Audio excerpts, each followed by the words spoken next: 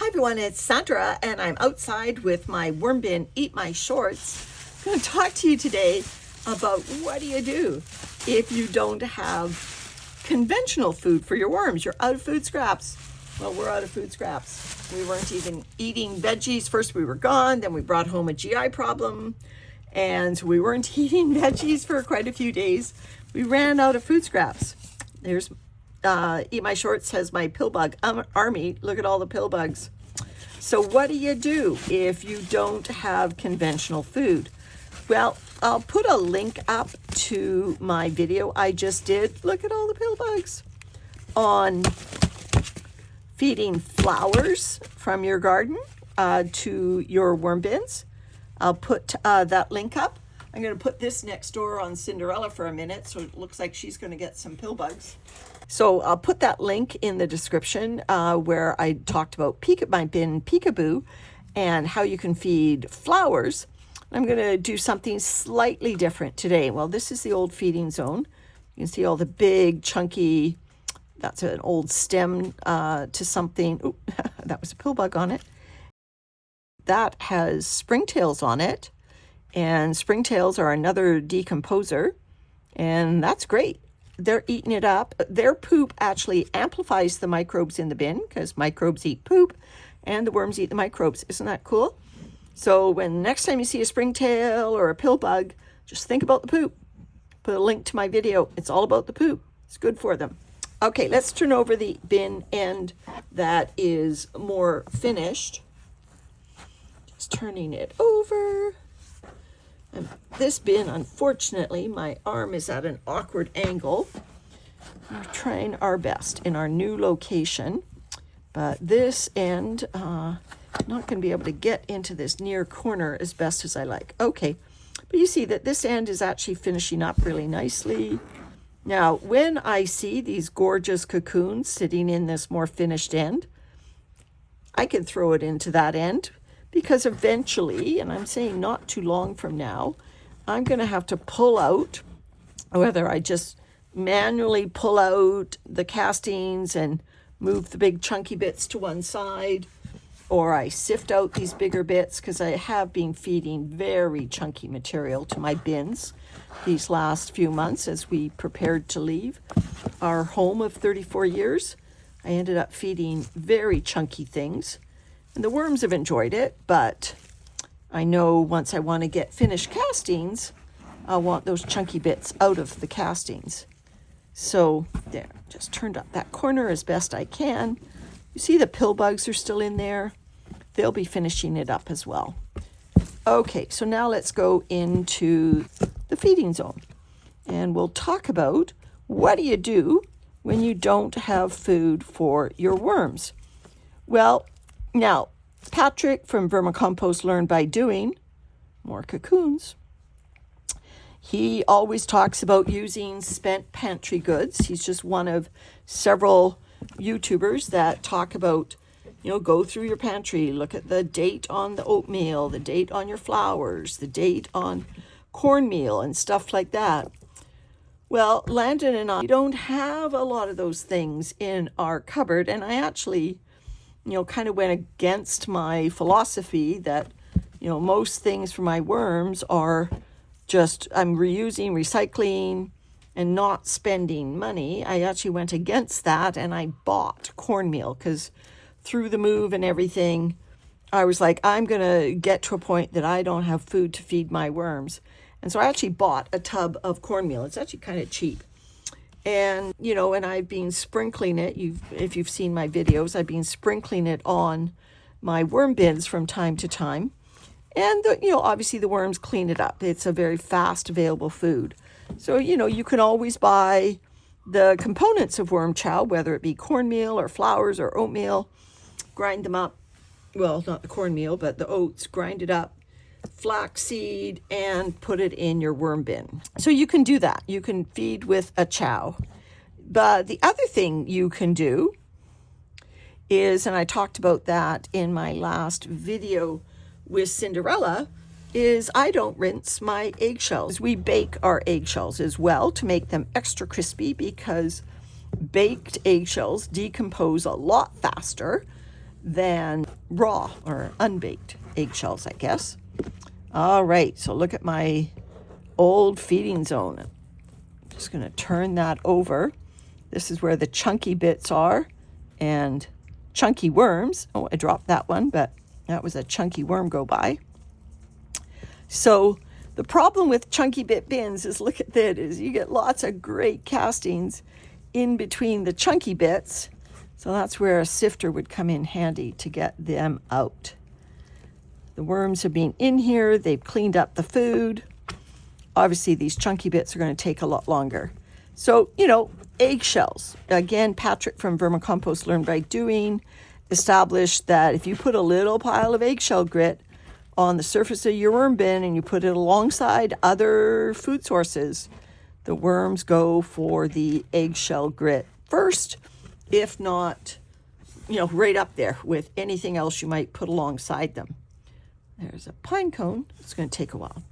Okay, let me just turn over this last corner that used to be in the feeding zone. So some of the other things you can feed your worms if you don't have other choices is you can feed manure. Manure is a perfect food for worms. In fact, red wigglers are sometimes called manure worms. It is absolutely a complete food for them. They're happy. Oh, look at that chubby worm. Just beautiful. Worms would be happy. Now just check your manures for persistent herbicides. I'll put a link to my little short video on how to do that. So don't just go willy-nilly and saying all manure is fine. It's worth checking.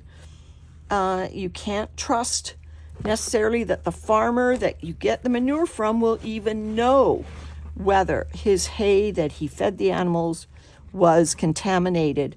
That includes if you're using something like rabbit manure and they used hay in the bedding, because it doesn't need to be decomposed. You can use it straight fresh in a worm bin, but manure is a perfect food. So if you can trust it, well, actually do the test. Don't trust it unless you're growing your own hay.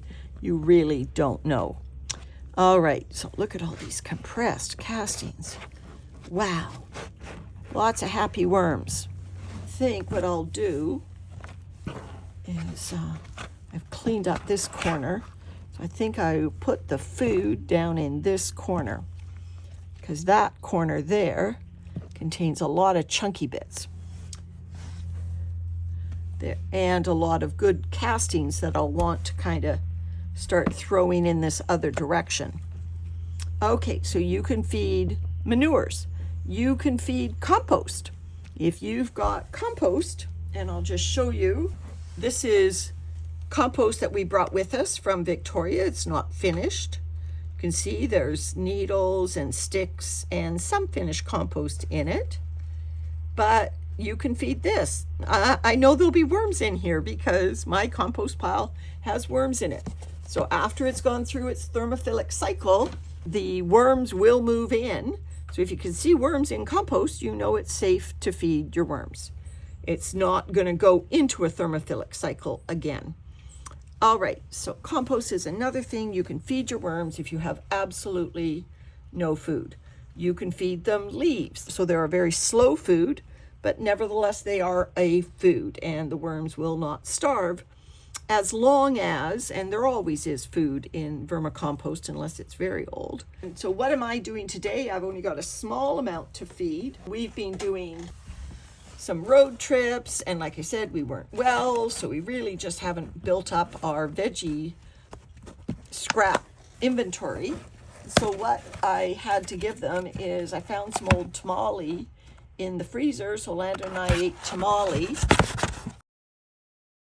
and so I shredded up the tamale wrappers, the corn husks. So they're shredded, so I'm hoping they will go faster than other tamale wrappers.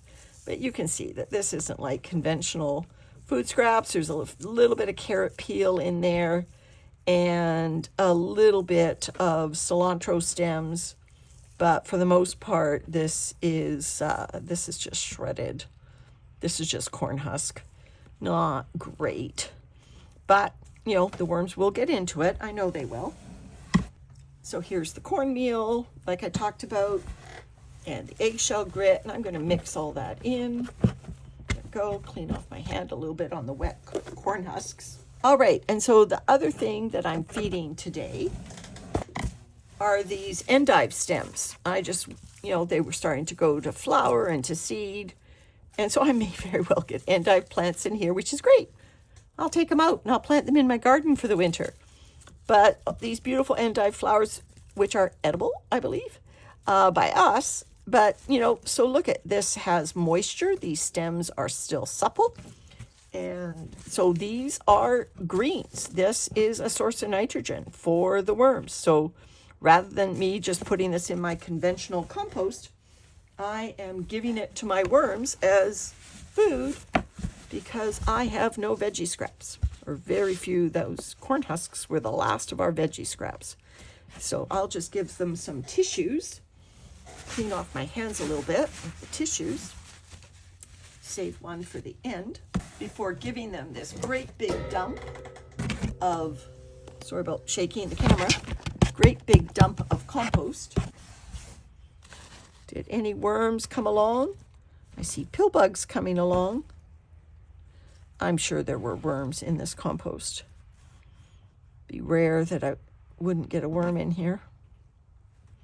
But, so that's our feeding zone. So if you don't have something to feed your worms, let's say you're an apartment dweller, go for a walk. Look for leaves that have fallen off trees. Look for flowers that have fallen off urban landscape gardens.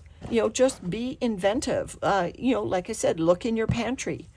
Look to see whether you can get free sources of manure. I've never had to pay for manure. Horse farmers can't give it away fast enough. Again, just test it. Like I said, you could even, if you have a source of rabbit manure, just test it. You don't want to contaminate your eventual gardens by foolishly adding manure.